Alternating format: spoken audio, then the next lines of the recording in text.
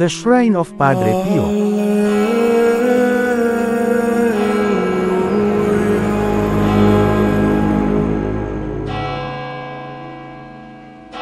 Isa sa mga pinapangarap kong puntahan ay ang shrine ni Padre Pio dito sa Batangas.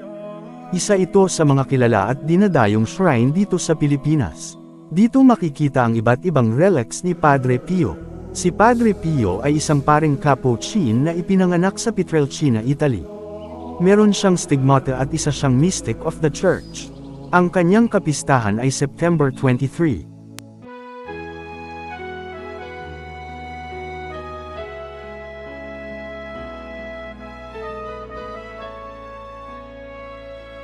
Pumasok kami sa Divine Mercy Sanctuary para manalangin. Pagkatapos namin humiling ng aming kahilingan, pupuntahan na namin ang mga relics ni Padre Pio. Ang aking kasama ay ang aking travel buddy, na kasama ko lagi sa mga gala, noong panahon na nasa Taiwan pa kami. Malapit lang ang bahay nila dito, at siya ngayon ang aking maging tour guide. Habang kami palapit na sa mga relics ni Padre Pio, ako'y nakaramdam ng maaliwalas na paligid, lamig ng simoy ng hangin at katahimikan. Ito yung tila na may dugo ni Padre Pio, dahil siya ay may stigmata. Mayroon siyang sugat sa palad katulad ni Jesus, kaya palagi may dugo ang nahahawakan niya. Dito sa loob may iba't ibang klase ng relics. Yung first class relics ay yung relics na parte ng katawan katulad ng dugo, buto, buhok at iba pa. Yung second class relics ay yung mga bagay na ginagamit niya at ang third class ay ang mga relics na hiniwak sa first class man o sa second class. Dito sa loob ako lang mag-isa at habang napaligiran ako ng mga relics, iba ang aking pakiramdam.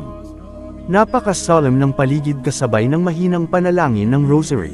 Parang kasama ko na si Padre Pio dahil nandito ang kanyang dugo at iba pang gamit. Kaya ako'y nanalangin na parang kaharap lang siya. Si Padre Pio ay kilala din na may healing power noong nabubuhay pa siya.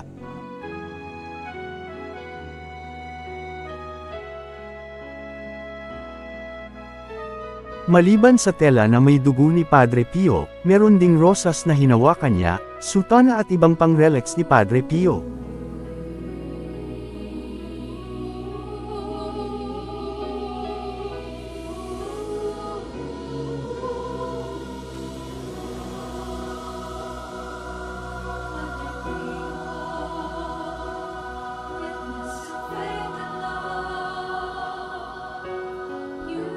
Lumabas ako na gumaan ang pakiramdam at handa pang mag-explore sa iba pang bahagi ng shrine.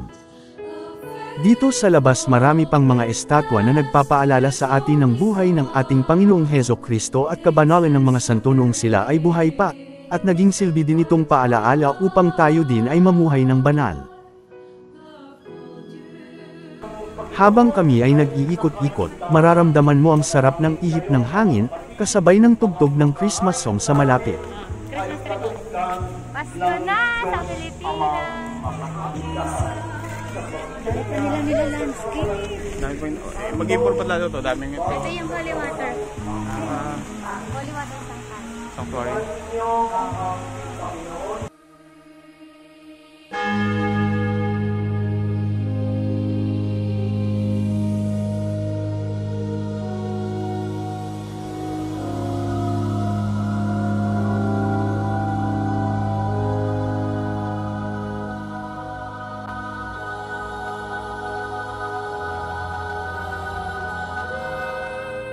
Dito sa loob ng Holy Water Sanctuary, meron fountain kung saan pwede mo basain ng holy water ang iyong mga religious image.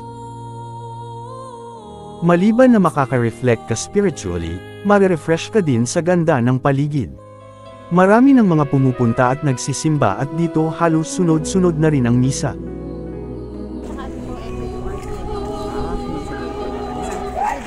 Ibig sabihin marami talagang tao talaga.